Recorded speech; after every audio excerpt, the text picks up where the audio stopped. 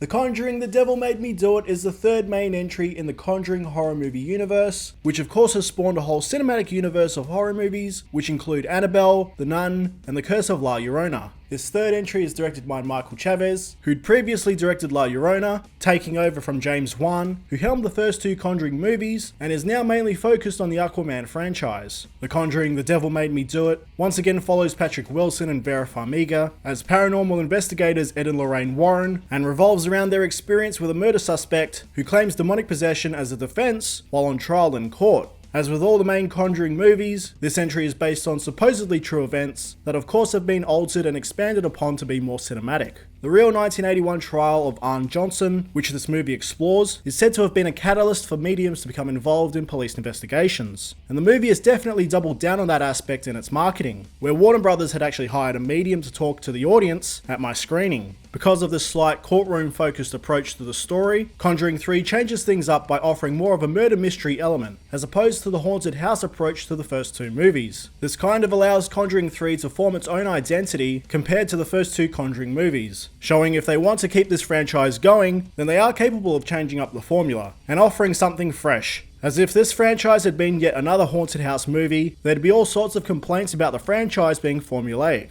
Technically speaking, Conjuring 3 is a well-made horror movie, with some outstanding work on all the costumes and visual effects makeup, not to mention the cinematography and colour grading, focusing on a lot of brown colours and hues to reflect that classic courtroom feel. Conjuring 3 is also a little more humorous than previous entries, with fun nods and uses of the Conjuring's expanded movie universe. What many will appreciate, I think, is the extended focus and emotional development with Ed and Lorraine Warren, offering a bit of insight into their relationship and backstory, which just gives Conjuring 3 a classier feel than your usual horror movie. Some of this extra time spent on Ed and Lorraine Warren can occasionally feel a bit unnecessary as you're waiting for the next scare, but it does give the movie a little bit of heart, which is just nice to see. Also, the amazing John Noble makes an appearance in Conjuring 3, which should please any fans of Lord of the Rings or the TV show Fringe. John Noble plays the usual expert type character, but his presence and his performance just makes the character so much more interesting to be around. Unfortunately, with the focus shifting to a more murder mystery style over the usual haunted house setting, the atmosphere and tension building just seem to be considerably less effective compared to the first two movies. A lot of the better scares happen to Ed and Lorraine Warren in the movie, so whenever the movie cuts away from them, things can get a little boring. Of course, if you're seeing Conjuring 3 on the big screen with a packed crowd, then that absolutely adds to the atmosphere, as that communal experience entices everyone to try and guess what's around every corner. But the approach to staging jump scares and sequences don't really grab you the way that, say, A Quiet Place 2 really commands your attention before a big scare happens. The build up to a lot of scares feels a little held back and pedestrian here, as if Michael Chaves is trying to play things safe. The usual beats to the jump scares are all there, just without the same intensity and atmosphere that James Wan's movies had, particularly with how those movies played with sound design and inventive staging. Now, the Conjuring Universe movies have been criticised for overusing jump scares in the past, with The Nun and La Llorona being prime examples, so this feels like a bit of a course correction from those complaints. But at the same time, the creative team have maybe taken a few too many steps back in trying to address those complaints. It was also really surprising that there wasn't any new standout demon that could be spun off into its own series, like Annabelle or The Nun. I mean, it's kind of refreshing that there aren't all these teasers for future movies this time around, but because the actual villain of Conjuring 3 ends up being fairly forgettable and boring,